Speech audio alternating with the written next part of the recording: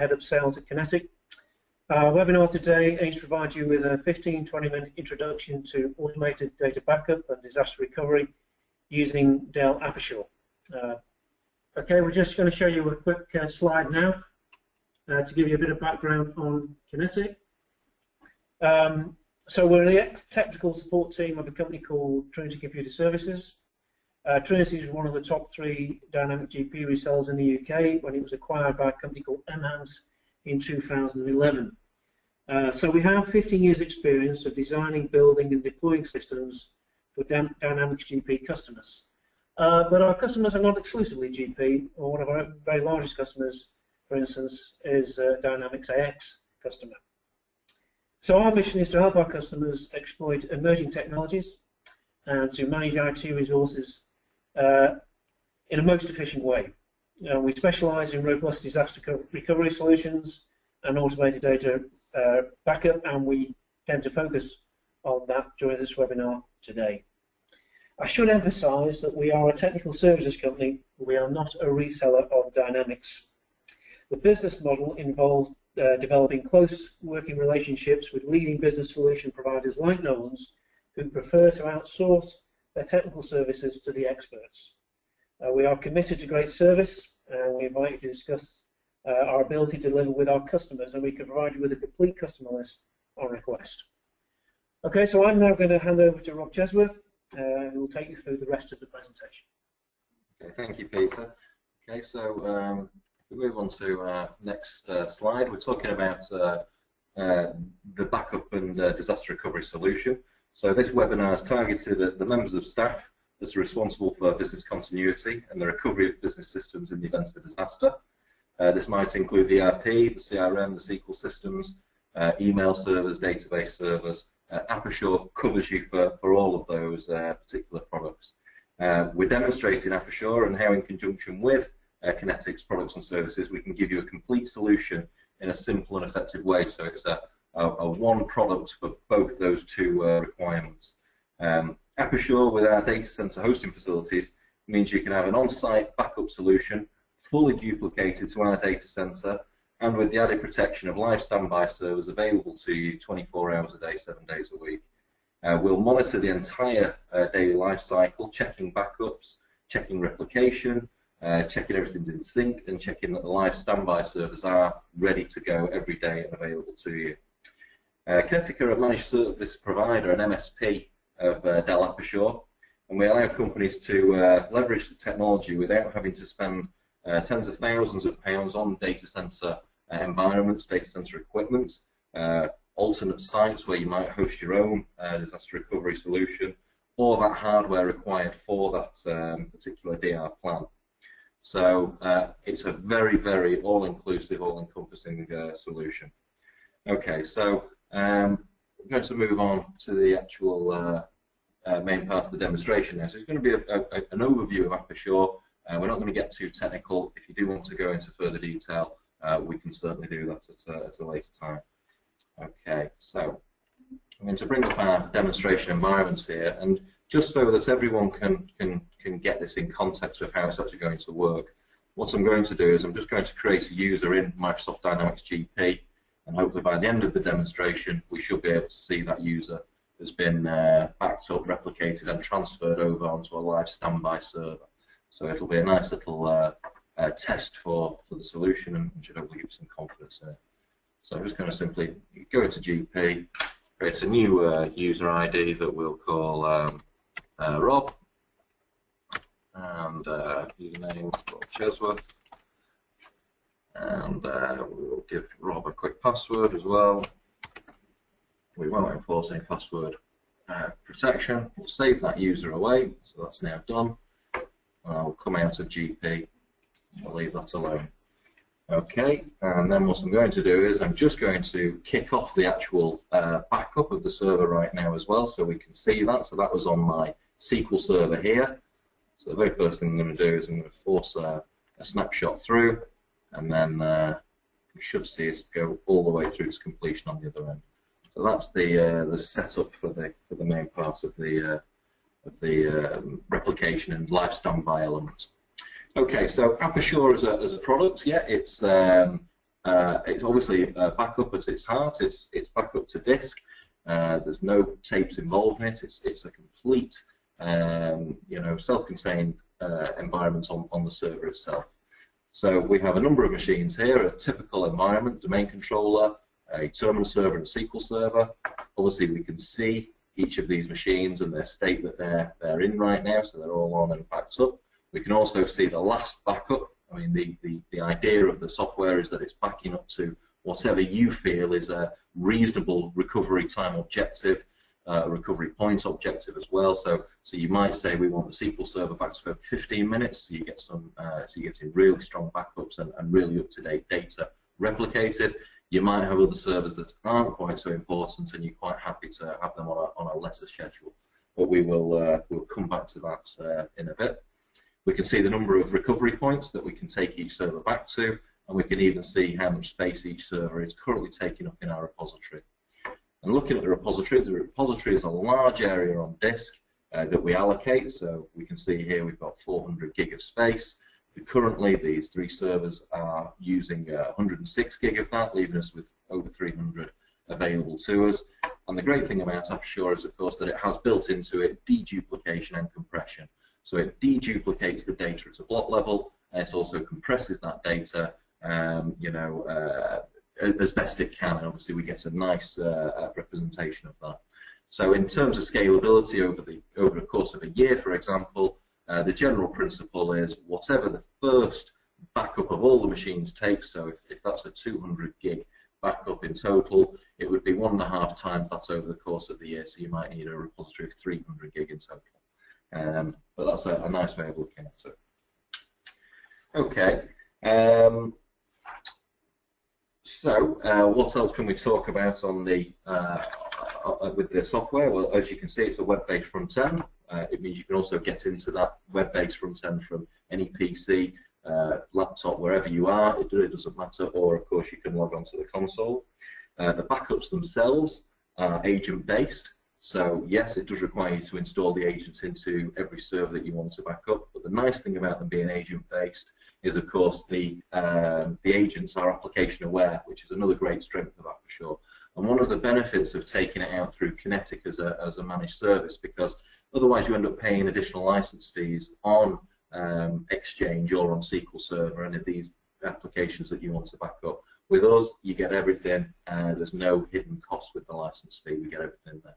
And we can show that agent-based information, because when I go into my SQL Server here and we look at the information around the SQL Server, the last time it was backed up, the next time it's going to get backed up, we also get to see down here things like, that it is aware of SQL Server. And SQL Server allows us to look at the individual databases. It will give us more information about where those databases are stored. We can even do things if you have, for example, a really business-critical database that's incredibly sensitive.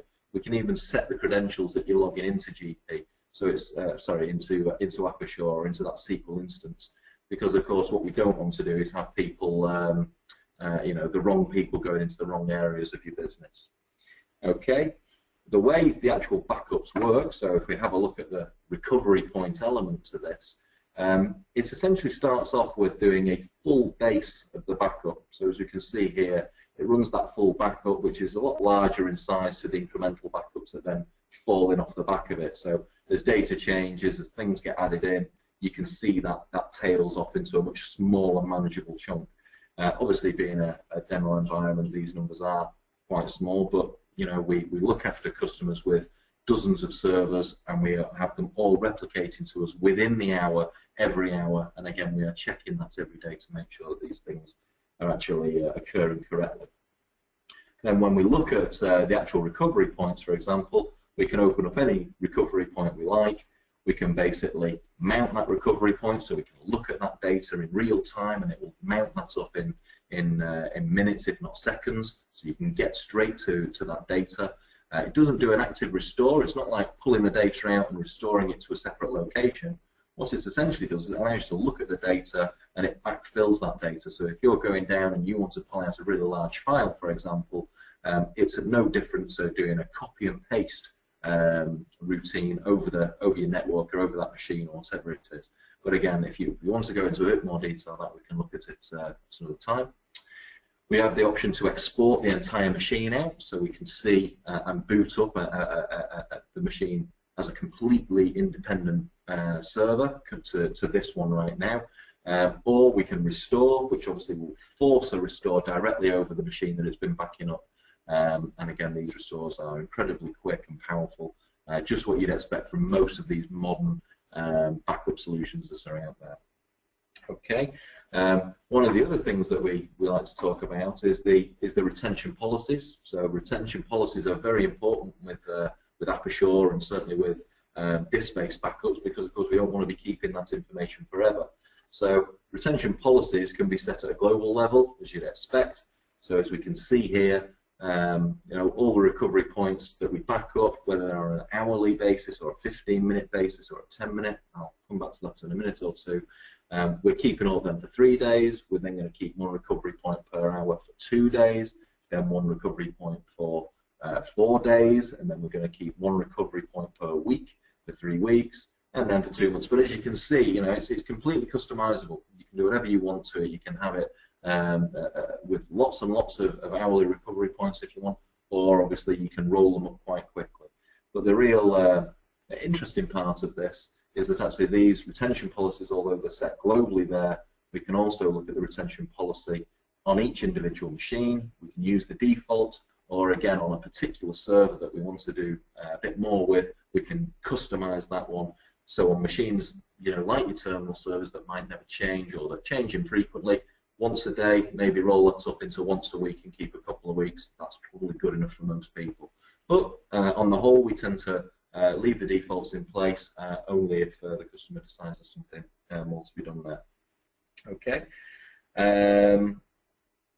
Okay, and so I'm hoping what we can also look at now is we can look at the events, so we can see pretty much what's been going on whilst I've been talking. So obviously we did a backup which kicked in at this point here, and it finished very quickly within under a minute. And as you can see again, it then kicked off a replication to our second backup server. So our second backup server is over this side.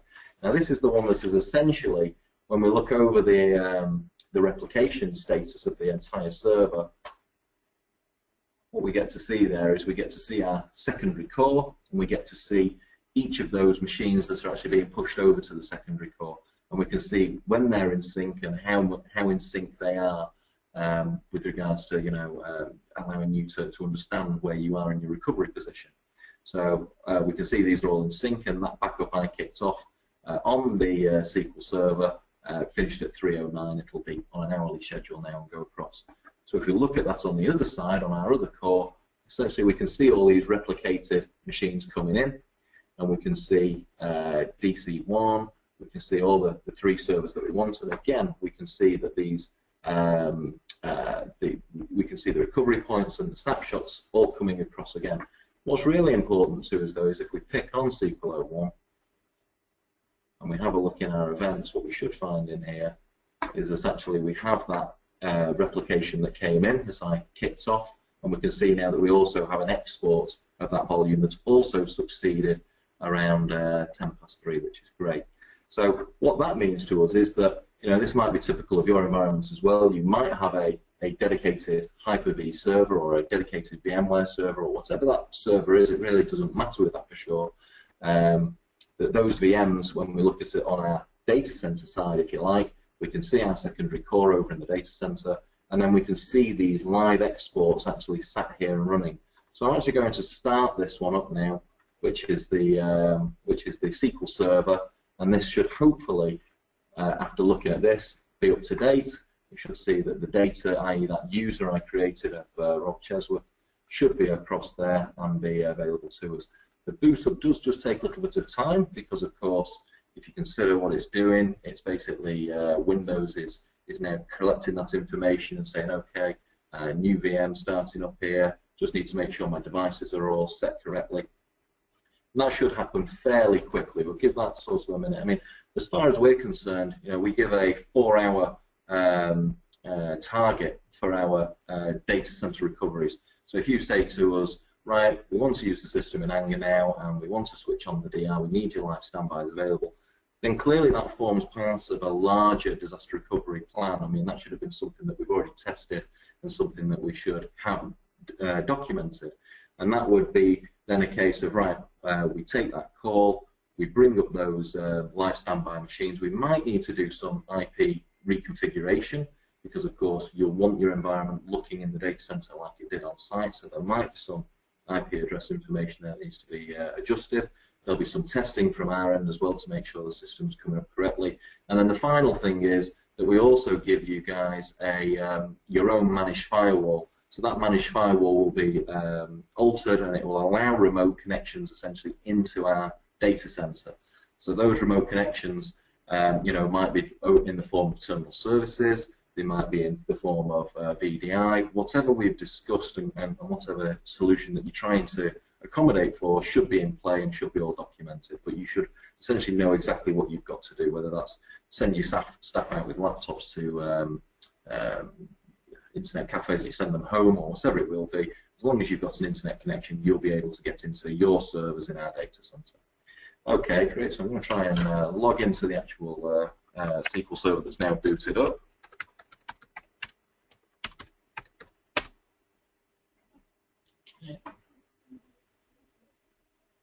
So of course the machine thinks it's just been shut down. So, you know, it thinks it's been powered off because that's the essence of a shadow copy transfer. You know, the server thinks it's just been switched off and been brought on for the first time. That's fine. So we are going to see those kind of messages. So we'll just acknowledge that. We'll ignore Server Manager whilst it does its thing. We'll go into SQL Server Management Studio because, of course, what I did was I created a user in GP. Obviously, we are replicating that whole session across, but what I wanted to show you is that the data that was created essentially has been backed up, replicated across, and been exported back out into a VM that you can actually use.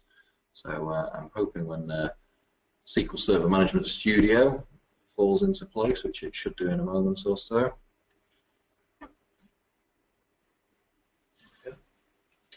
Okay, that's great. Connect up to that.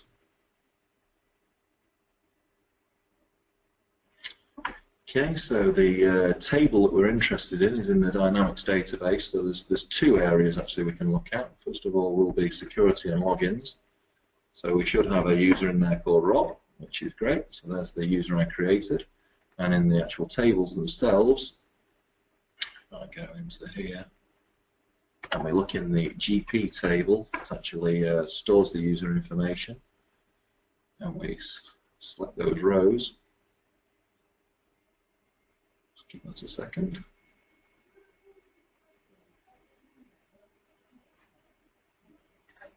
And there's my user as I created in the data as well. So it's a really good example of how the data is backed up within seconds, how it is replicated across the internet. I mean, bandwidth is important, but the majority of our customers are running somewhere between 5 and 20 megabit connections, and they're running servers of approximately 10 to 20 servers as well, and they're all keeping in sync within an hour.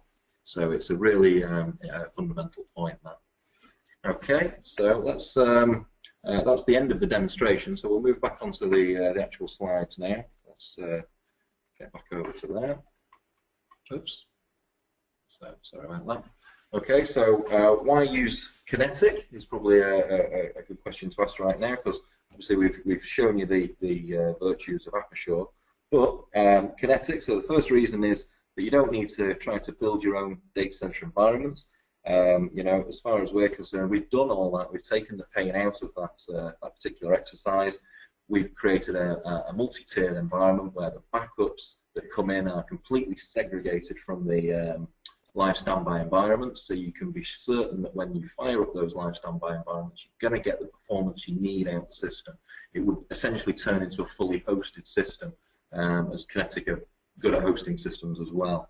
But essentially that's what the environment is dedicated to, so it's a dedicated DR environment. The information that comes across is also replicated and encrypted, so you can be certain that the data is secure in transit there. Okay, The data center, again, if you're interested in data centers, of course, you can come and visit the data center we're actually into. We're into the UK Fast Data Center in Manchester. It's completely our environment. The hardware is owned by us. We look after the whole thing in there. It really is a case of you know that we're looking after that. We've not outsourced this to any third parties. Okay. Okay. We've had a talk about the bandwidth there as well. Let's see. Okay, so what does the data center actually give us? It gives us a great secure location. It's what you'd expect a data center to be, of course, which is power redundant, UPSs and generators. Again, if you want a tour of the facility, we're more than happy to get that arranged and set up for you. It's also carbon neutral, which can be great for companies that are looking to put a disaster recovery in place, but also want to make sure they're being environmentally friendly. So that comes as part of the DR solution that we provide. And our internet connection is fully diverse, which basically means that you will be sending data to us even if the main primary fiber feed into the data center goes down. It will automatically switch over to a 100 meg wireless solution that makes the solution fully diverse. So we shouldn't have any issues with you getting your data to us every day of the week. Okay. We talked about creating the DR plan. That's absolutely fine. Okay. Yeah. So let's move on. So we don't just do disaster recovery and automated data backup. The company is also involved in a range of other technical services. So cloud hosting, we've already mentioned that we have this facility within the data center. We are able to provide on-premise infrastructure virtualization. We're a Dell partner specialist, but not exclusively so. So we do hardware sales, servers, firewalls, PCs and laptops. And of course we do hardware support and maintenance. And again, although primarily our customers tend to be GP, they're not exclusively so.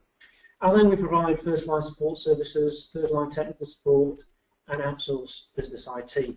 Rob has already mentioned, and it's very important as part of our replicated backup service, that we do systems monitoring and health checks as well. So we have people within the business that spend a lot of their time monitoring systems to make sure these backups are going according to plan. We're also experts in Microsoft Office. We're rattling through these things now because we know we're running out of time. We're a Microsoft Semantic partner, and we also have antivirus, email filter, and web filter expertise. So we're not just automated data backup. We do a range of technical services, and if there's anything there that you'd like to talk to us about, then please get in contact with Nolan's, and they will direct your questions to us, and we'll be delighted to get in contact and give you some more detail. Okay, just a final slide there on some of our customers.